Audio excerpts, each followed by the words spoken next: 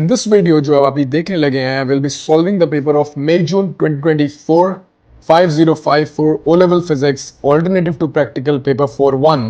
So variant 1 paper 4.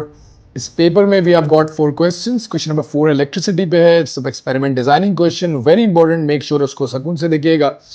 अच्छा, the best way to benefit from the video is कि आपके पास ये पेपर printed हो और आप साथ साथ उसको सॉल्व कर रहे हो. ठीक है. अगेन जो सिर्फ और सिर्फ देखना चाहता है, अगेन इट्स वेरी बेनिफिशियल. इसमें कुछ कॉन्सेप्ट्स बहुत अच्छे हैं. Question number 1 is for general, question 2 is for thermal physics, question number 3 is related to lenses and question number 4 is for electricity. So hope you enjoy the video. Let's move on to that.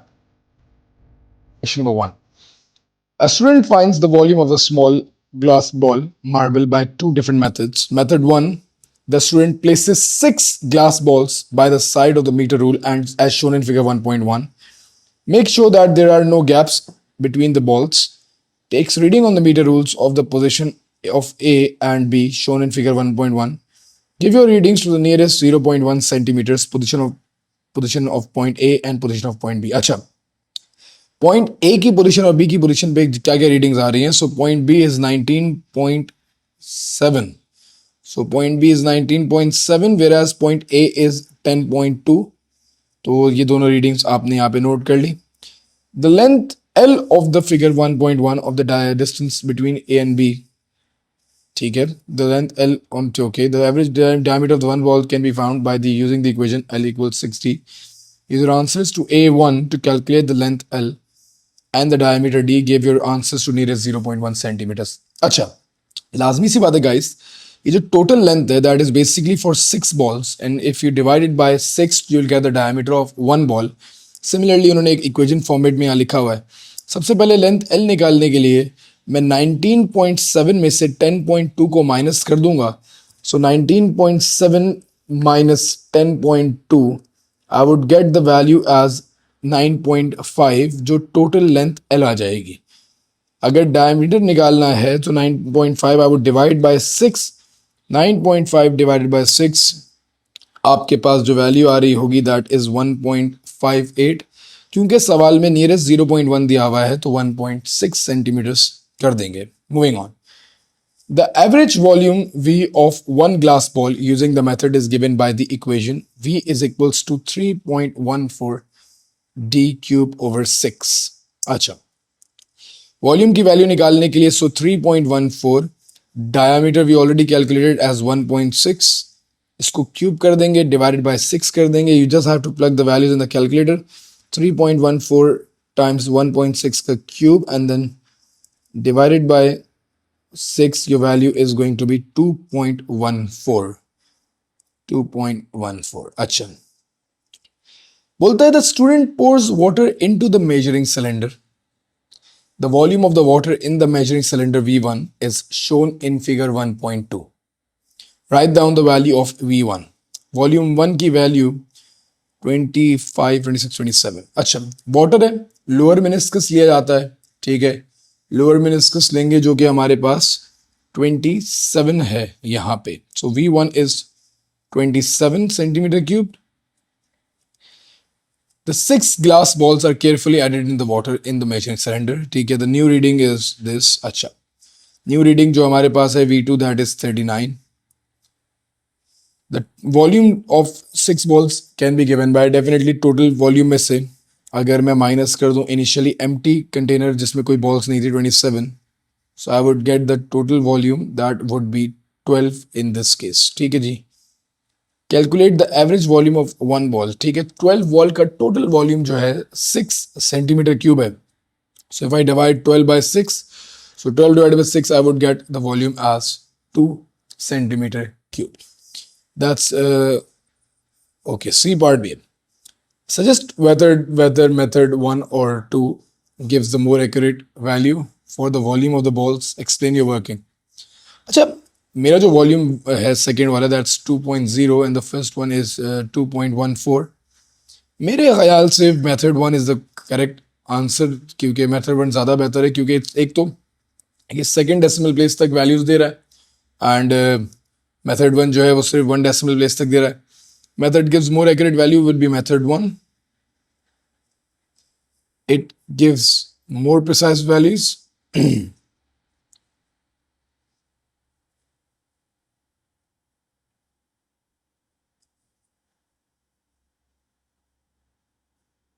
Up to 2 decimal places.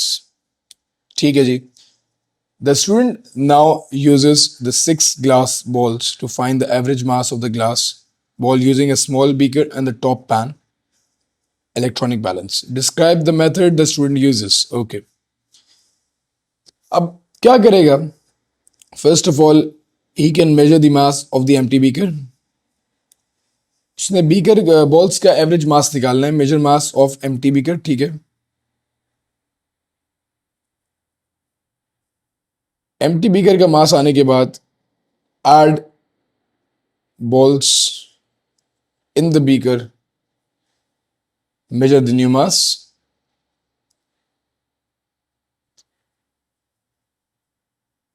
Empty beaker का मास आ गया new beaker में, जिसमें balls डाल दी, total mass आ गया.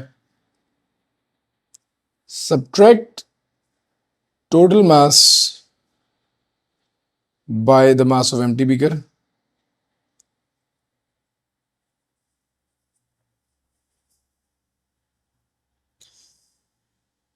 Total mass में से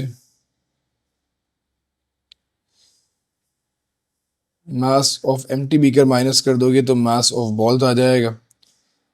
divide value by 6.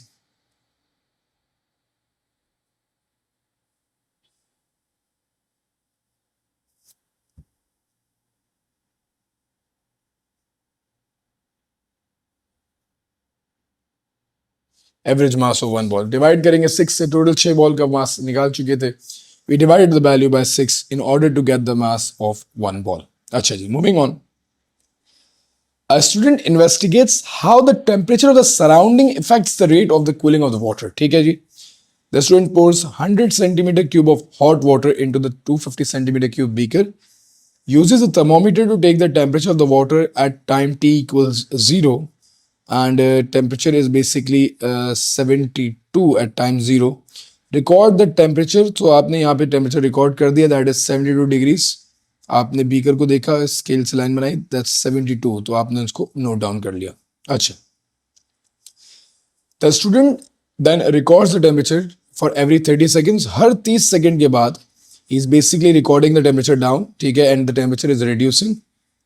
ठंडा हो रहा है. ठीक है. Before taking each temperature reading, the student carefully stirs the water in the beaker. Explain why. जब भी चमचा चलाते हैं तो the purpose is to distribute the heat evenly.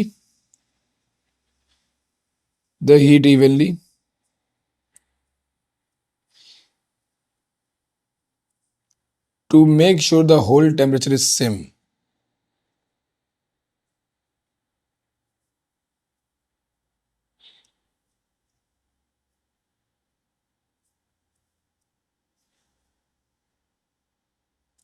ताकि पूरे वॉल्यूम ऑफ वाटर का टेम्परेचर सेम हो, उसके लिए हम जो है हल्का सा उसको स्टिर करते रहते हैं. हीट इवनली डिस्ट्रीब्यूट हो जाती है. Moving on. Calculate the average cooling rate C1 of the water for the first 90 seconds of the experiment. Average cooling rate C1 of the water for the first 90 seconds of the experiment. Okay. Theta 0 है, that is temperature at 0 seconds, and theta 90 is the temperature for 90 seconds. 90 seconds के time difference में निकालना है. So 72 and 66. Okay. So 72 is theta 0, 66 is theta 90, and time is taken to be 90 seconds. Yes. Calculator में डाल देंगे 72 minus 66 divided by 90. Your value is going to be 0.066. ठीक है. And the अच्छा, since ऊपर टेम्परेचर डिफरेंस है तो change in degree Celsius है. Change in degree Celsius over seconds. So degree Celsius second -1 लिख सकते हो, चाहो तो चेंज भी लगा सकते हो, doesn't really matter. Moving on. Calculate the average cooling rate C2 of the water for the final 90 seconds of the experiment. अच्छा जी, फाइनल 90 सेकंड्स में 150 और 240. सो 150 पे टेम्परेचर इज 64 एंड 240 पे 61. तो 150 पे 64 and 61 and divided by the value of time, again that is 90. So 64 minus 61 would be 3 divided by 90, that's going to be 0.033, and again unit is going to be degree Celsius second negative 1. Compare your values of C1 and C2. Explain any difference in these values. देखिए यार, एक चीज हम लोगों ने study की थी in thermal physics कि जब हमारे पास टेम्परेचर डिफरेंस ज्यादा होता है तो हीट ट्रांसफर का रेट ज्यादा होता है, और जब टेम्परेचर डिफरेंस कम होता है तो ट्रांसफर ऑफ हीट का रेट जो है कम हो जाता है.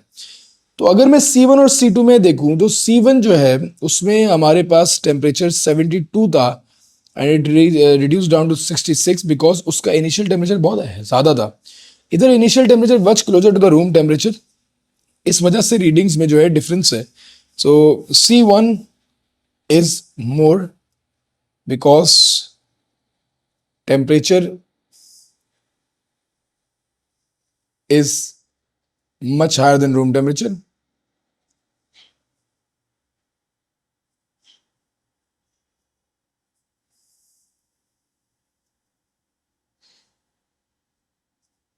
Whereas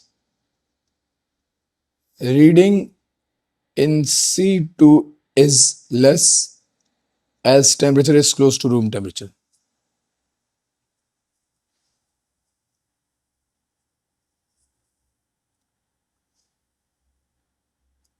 अगर समझें इस बात को तो change in temperature per unit time reduce होता है. Change in temperature per unit time reduce होता है as the temperature difference reduces. खोलते हुए कप चाय को लाके रख दो तो इनिशियली वो बहुत थोड़ी ठंडी हो जाएगी, तो उसका जो धुआं है वो कम हो जाएगा, थोड़ा ठंडक उसमें आ जाएगी, बट येट अगेन उसके बाद वो हल्की सी गर्म बहुत टाइम तक रहेगी. इनिशियली क्योंकि सराउंडिंग और उसका टेम्परेचर बहुत डिफरेंस था तो उसने फॉरन से अपनी हीट सराउंडिंग को दी एंड जो है cool down a little bit, but उसके बाद सिंस टेम्परेचर डिफरेंस सराउंडिंग से जो है कम हो गया तो आहिस्ता आहिस्ता जो है हीट का रेट फ्लो भी कम हो जाएगा. ठीक है. The students repeats the procedure described in A1, but this time the places the 250 centimeter beaker inside the larger beaker containing iced water. ठीक है जी, larger beaker में रख दिया containing iced water. ठीक है. The arrangement is shown in figure 2.2. Okay, the student reads the temperature theta of the hot water, records the reading and immediately starts the stopwatch. Shows that the temperature from zero. Again बेटा ये experiment फिर से किया and now this time it's in iced water. Ice के साथ है.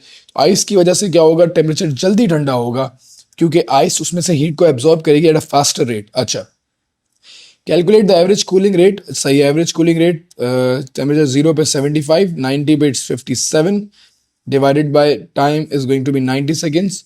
सो 75 minus 57 divided by 90, your value is 0.2.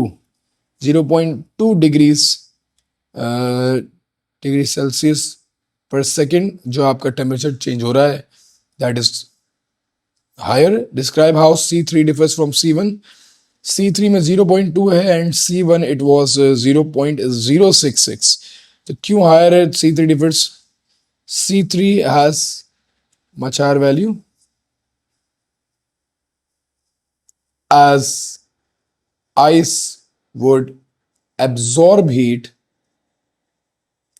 at a faster rate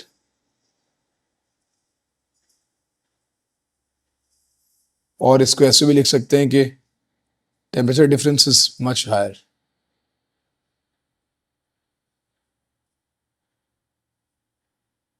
temperature difference ज्यादा है ना भाई, आइस का और उसका टेम्परेचर डिफरेंस ज्यादा होगा 0 डिग्री से, और रूम टेम्परेचर का टेम्परेचर डिफरेंस तो कम ही होगा definitely. The recorded readings show that this experiment is not a valid comparison of C1 and C3. By referring to the results recorded in table 2.1 and 2.2, explain why this is not a valid comparison. अच्छा, tables को पहले observe करेंगे. ठीक है, अब बेहतरीन.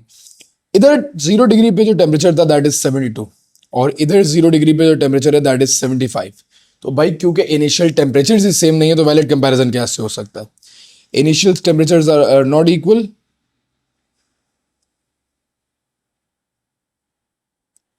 जब भी हमारे पास initial temperature are not equal तो क्या ही कंपैरिजन होगा, hence it's not a valid comparison.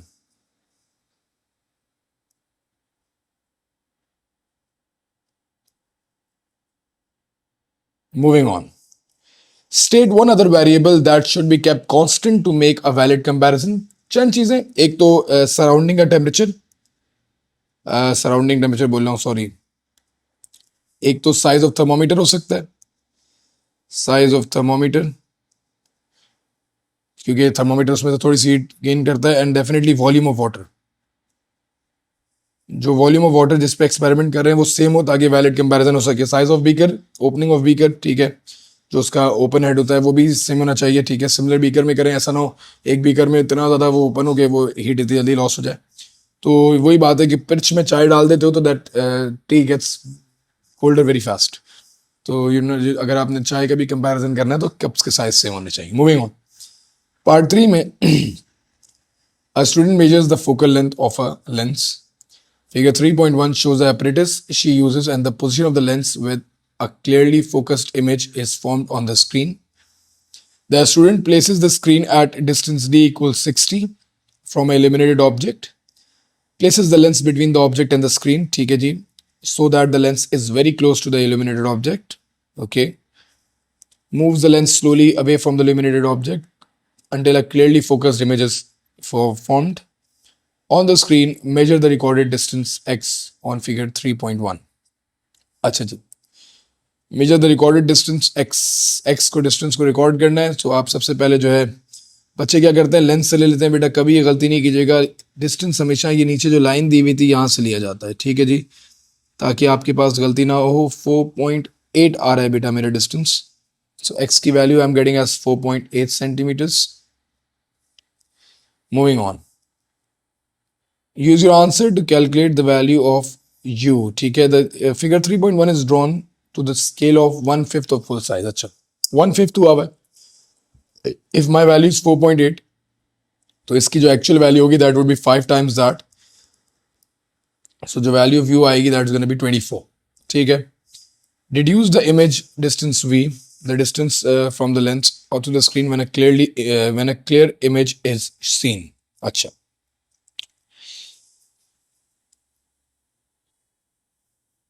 ठीक है जी, ये हमारे पास क्लियर इमेज का डिस्टेंस है. तो आपसे बेसिकली लेंस और इसका डिस्टेंस पूछ रहा है. आपके पास डायरेक्टली तो नहीं, बट आप इसको डायरेक्ट पहले इसका डिस्टेंस मेजर करेंगे. That I am getting as 7.2 centimetres on my scale. 7.2 आ रहा है मेरे स्केल में, ठीक है जी, देख भी सकते हैं आप इसको, 7.2 ही है. 7.2 मेरा आंसर नहीं होगा, बट बिकॉज इट्स 1/5 के साइज पे किया हुआ है, तो 7.2 needs to be multiplied by 5 to get the distance. That's going to be 36. Moving on. Figure 3.2 shows the shape of the illuminated object, and figure 3.3 shows the image of the object. State two differences. अच्छा जी, very simple यार. पहला difference तो देख के ही पता चल रहा है that image is enlarged. तो इमेज इज एनलार्ज्ड, और इसको मैग्नीफाइड भी कह सकते हो, ठीक है जी. ये तो पहला डिफरेंस है. सेकंड इज कि ये इमेज जो है लेटरली इन्वर्टेड है. तो लेटरली इन्वर्टेड है, हम लोगों ने लेंसेज के केस में ये पूरी बातें की थी, but over here you can clearly observe कि the image is laterally inverted. अच्छा, moving on. The student moves the screen away from the illuminated object and repeats the procedure for values of D 70, 80, 90 and 100. Table 3.1 shows the recorded values. Add to the values for U and V that you have, okay, A2 और A3 की values उसको लिखना है table में, and then you are required to calculate U multiplied by V for each value of D. ठीक है जी, हमारी UV की value आई है 24 and 36. So over here my value is 24 and 36. U and V multiply करके, and the values are to be given in 3 significant figures. देखते जाइएगा. 24 times 36 my value is 864. Again ये तो है ही 2SF में. 21 times 49 the value is going to be 1029. 1029 नहीं लिखूंगा, 1030 लिखूंगा क्योंकि 3 सिग्निफिकेंट फिगर्स में देनी है. 19.5 times it by 60.5 I am getting as 1170. Again 1180 लिखूंगा 3SF में. 18.6 multiplied by 71.4 equals 1328. Again 1330. 17.8 multiplied by 82.2. My value is 1463 to 1460. Now we are required to plot the graph of uv on the y-axis, u times v on the y-axis. So सबसे पहले आप u times v और उसका unit लाजमी लिखते हैं. That's the first thing that you do. That's the first mark that you'll get. दूसरा axis है d का, d अगेन सेंटीमीटर, सो लाजमी एक्सिस लिखते हैं. Then make a straight line. ठीक है, अब आप बात शुरू करेंगे प्लॉटिंग के रिलेटेड. मैं आपके साथ साथ प्लॉट करता हूँ, देखते जाइएगा चीज़ों को किस तरीके से मैं इसको प्लॉट करूँगा.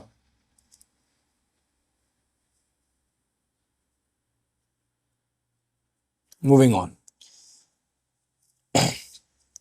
डी की वैल्यू 60 से शुरू हो रही है, तो will start with 60 as well. ठीक है, मैं यहाँ पे 60 ले लेता हूँ, 70 ले लेता हूँ, 80 ले लेता हूँ, 90 ले लेता हूँ एंड 100 ले लेता हूँ. आई गेस मेरी वैल्यूज़ 100 तक ही हैं. यस, वो वाली वैल्यूज़ जो है मेरी 800 से शुरू कर देते हैं. ठीक है, सो आई स्टार्ट विद 800. ठीक है, मैं ज़ीरो से क्यों नहीं स्टार्ट कर रहा, रिक्वायरमेंट नहीं है बेटा, ज़ीरो से ग्राफ पिला पिला ज़ाया हो जाएगा. तो आई एम मेकिंग श्योर कि भाई मेरा ज़्यादातर ग्राफ जो यूज़ हो जाए. 1000, 1100, 1200, 1300, 1400, 1500. अगर कोई इससे बेहतर स्केल प्लॉटिंग कर सकता है तो प्लीज़ कमेंट में बताएं. मेरे ख्याल से इससे बेहतर स्केल प्लॉटिंग नहीं हो सकती. So 60 and 864. So 60 and 864. So 864 would be around here somewhere. ठीक है, पेंसिल से बनाइएगा. I am using a red dot just कि आपको नज़र आ जाए. ठीक है, 70 is going to be 1030. So 70 is going to be 1030. ठीक है, यहाँ आ जाएगा. 80 is gonna be 1180. So 1180 would be over here. Okay. 90 is 1330. 90 is 1330. And 100 is going to be 1460. 100 is, acha, 90 is 1330. And 100 is 1460. So 1460. मेरी जो line है that's somewhere around these lines. ठीक है, मैं इसको जो है प्लॉट करता हूँ. तो लाइन ऑफ बेस्ट फिट आप लोगों ने ड्रॉ करनी होती है. ठीक है, आप एक स्केल लें अपने आप. ठीक है, उसके बाद देखें कि ऐसी लाइन जिसमें ज़्यादा मैक्सिमम पॉइंट्स जो आ रहे हों. ठीक है, मेरे पास तो जो है टेक्नोलॉजी है थोड़ी सी, मैं इसको आपको डायरेक्टली दिखा दूँ ताकि आप देख भी सकें उसको. तो आप एक ऐसी लाइन ड्रॉ करते हैं that you get the maximum points closest. तो आपके पास क्लोजेस्ट पॉइंट आ रहे हों. ठीक है, I think this is the best possible line जो बनाई जा सकती है. इस केस में मैंने ये बना दी. ठीक है, तो एक पॉइंट इधर वाली कहानी नहीं होती, rather 3-2 points closer to the line होने चाहिए. That's what matters. ठीक है, moving on to the next part. This says that the focal length of the lens is numerically equal to the gradient. Calculate the gradient of the line, show all the working and indicates the graph. ठीक है, all the working जब भी indicate करवा रहा होता है तो basically they want you to draw a gradient triangle. आप ग्रेडियंट ट्रायंगल के लिए कोई भी पॉइंट्स ले लें. ठीक है, आई गेस मेरे पास एक ये पॉइंट है. ठीक है, और एक मैं ये वाला पॉइंट ले लेता हूँ.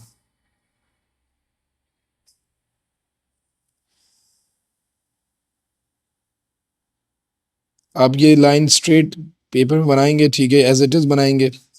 इस पॉइंट को आप जो है मार्क कर दें. इसकी एक्स वैल्यू इज़ 195, 96, 97, 98.5. 98.5 है and the y value is 1450.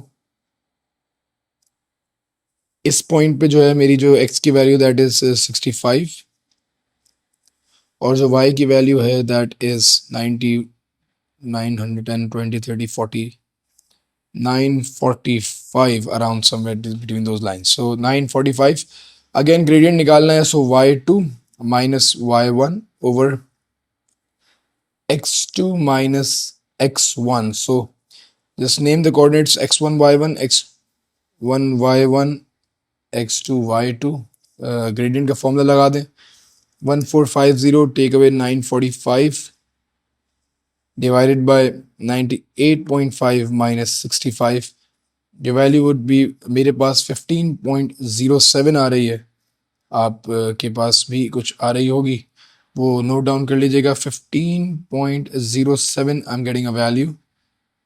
अच्छा, the lens manufacturer states that the focal length of the lens is 15 centimeter plus minus 10 centimeter. तो मेरी वैल्यू इतनी क्लोज आ रही है, तो I am think the lens manufacturer is right. So my value is decide with your calculation of f agrees. तो definitely it agrees so much कि मेरी तो 10%, तो 16.5 होती, तो मेरी तो लेस देन 10% आ रही है, वो लेस देन 5% आ रही है. तो my value is very much correct. तो my value of f agrees with the manufacturer's value. तो इस तरीके से आपने इसका जो है ग्राफ प्लॉट कर देना होना है. ठीक है जी, लास्ट क्वेश्चन को देख लीजिएगा. ठीक है, मैं आप लोगों के सामने इसको एक बार सॉल्व कर देता हूँ. ठीक है, it states that plan an experiment to investigate how the thickness of the metal wire affects its resistance. ठीक है, thickness किस तरीके से affect करेगी resistance of the metal wire को. The resistance of the wire can be found using the equation. Resistance is equals to potential difference divided by current. हमारे पास 6 length है मेटल वायर की. We have got an ammeter, voltmeter, power supply, connecting leads, micrometer, other apparatus जो भी होते हैं. You have to draw a circuit diagram. So one by one शुरू करूंगा. Draw a circuit diagram. So I would first make a power supply. ठीक है जी, उस पावर सप्लाई के साथ you would be connecting the wire जिसकी resistance निकालनी है. ठीक है, इस लाइक दिस कनेक्ट कर दीजिएगा. ठीक है, और आपको सीरीज में एक एमीटर कनेक्ट करना होगा to get the values of current. ठीक है जी, आपके पास जो है, और आपको पैरेलल में वोल्ट मीटर कनेक्ट करना होगा to get the values of voltage. ठीक है,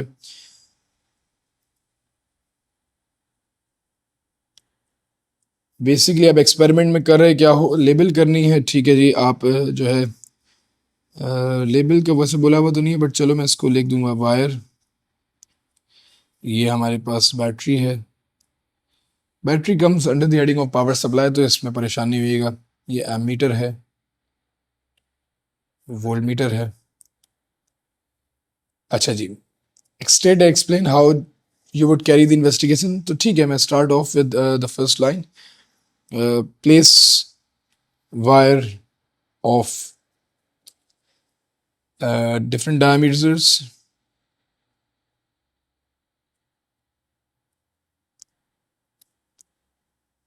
one by one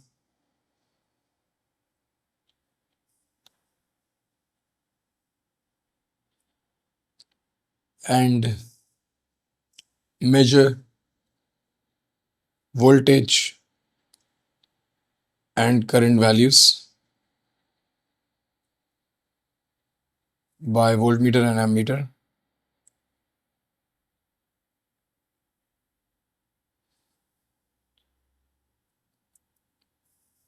Use all 6 wires,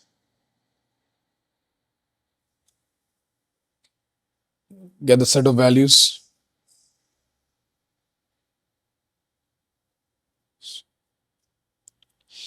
basically इसमें यहाँ पे मैंने जगह नीचे इसलिए की क्योंकि हम लोगों को सबसे पहले इंडिपेंडेंट वेरिएबल लिखना होता है. Independent variable in this case is going to be the thing that I'm going to change is the diameter of the wire. Diameter of wire कह लो सर, थिकनेस कह लो, सेम बात होती है. ठीक है जी, डायमीटर इज मोर मेजरेबल. ठीक है, एक अच्छी फिजिकल टर्म है डायमीटर ऑफ अ वायर, तो मैंने डायमीटर यूज करना है. डिपेंडेंट वेरिएबल में मेरे पास अगेन रेजिस्टेंस आ जाएगी. That is basically dependent on the diameter. ठीक है, अब is the wire different diameters, एक एक करके वायर को प्लेस करूंगा. आई would get the different values of voltage and current. ठीक है,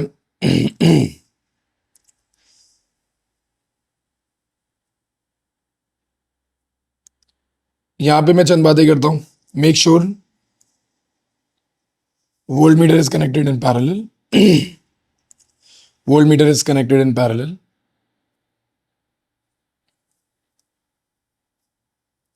And ammeter is connected in series.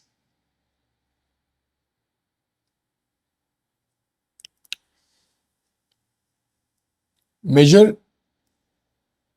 diameter of the wire with by micrometer screw gauge.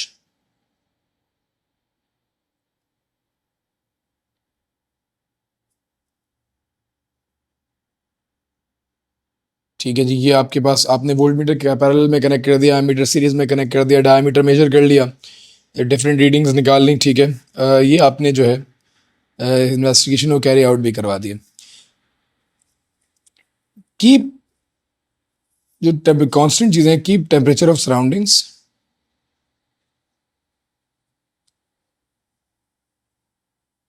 Constant with that. अगर आपको याद हो, हम लोगों ने जब वायर की रेजिस्टेंस के बारे में बात कर रहे थे तो हम लोगों ने 3 फैक्टर्स की बात की थी। Should length and material should also be kept constant, क्योंकि लेंथ मटेरियल जो कि रेजिस्टिविटी पे डिपेंड करता है, लेंथ हो गई, मटेरियल हो गया, एरिया हो गया, एंड देन टेम्परेचर।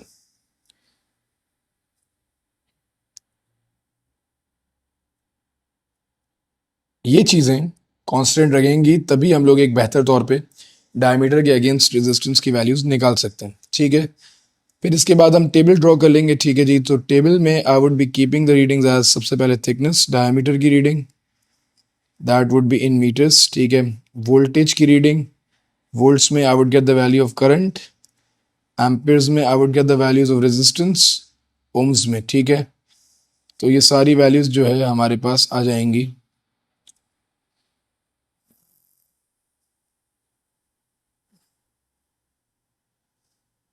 ठीक है, तो वी ओवर आई करके मैं रेजिस्टेंस की वैल्यूज भी निकाल लूंगा। ठीक है, last but not the least, I would plot a graph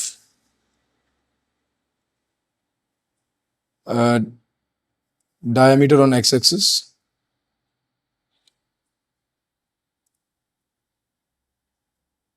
and resistance on y-axis